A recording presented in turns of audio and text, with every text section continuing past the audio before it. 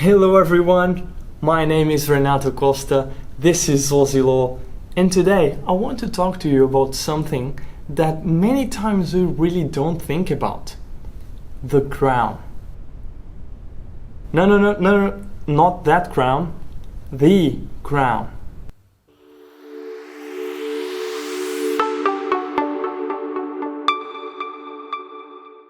Hey, if you want to join this community, make sure you subscribe to our channel because every week I'll upload new videos about Australian law generally. And if you're interested in law, or if you're studying constitutional law, this is the place that you should be. And these are the videos that you should be watching. So make sure you subscribe to our channel. Do it right now. As I said, today we'll be talking about The Crown. And although I do like the TV series, I'm actually referring to the crown, or at least the four senses in which we can use the expression the crown in law. So let's look at all of them. Let's start with the first sense. The first sense actually we can just skip through because the meaning is the jewelry that you can put on your head. So nothing really related to law here. Let's just move to the second sense. The second sense relates to the monarch or to the institution of the monarchy. Instead of referring to the queen or the king, we refer to the crown. We can see the use of this term, the crown, in this sense, in the preamble to the Australian Constitution. If you are new to our channel, make sure to watch this video as well. There I explain everything that you need to know about the preamble. It is with the use of the crown in the third sense, however, that things start to get interesting. Because in this sense, the crown means the state. So here, when we say the crown, we actually mean society at large, the whole apparatus of the political community, the three branches of power.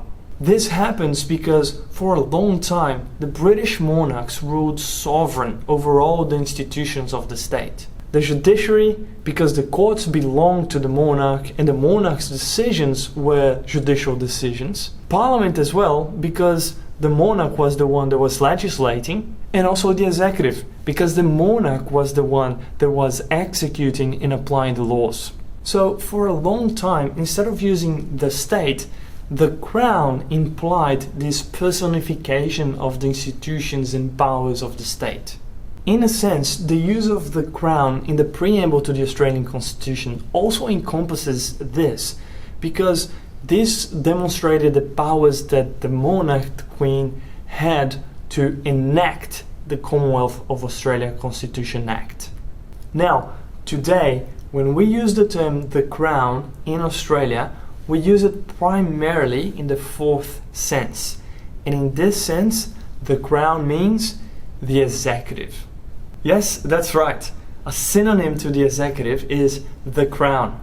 In the text of the Australian Constitution, we can see an example of that in section 44.4, where we deal with the disqualification of members of parliament. There is a restriction on the election of certain members of parliament if they hold an office of profit under the crown.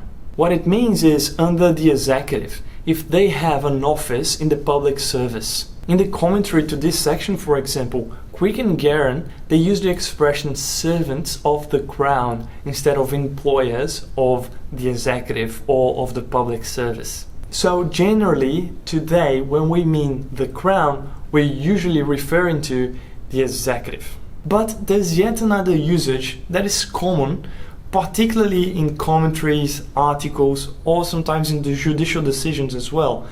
It's the expression the crown in right of the Commonwealth or the crown in right of the states. But these expressions, they are still within the fourth sense, and so they mean the executive of the Commonwealth or the executive of the states. As I said, most of the times if someone is mentioning the crown, they're actually talking about the government or particularly the executive. Thank you for watching this video. It was just this very short explanation about the usage of the term the crown. Again, if you haven't subscribed to our channel, do it. Like this video, subscribe to our channel and hit the bell sign. And I hope to see you next week with another video. Until then, ciao.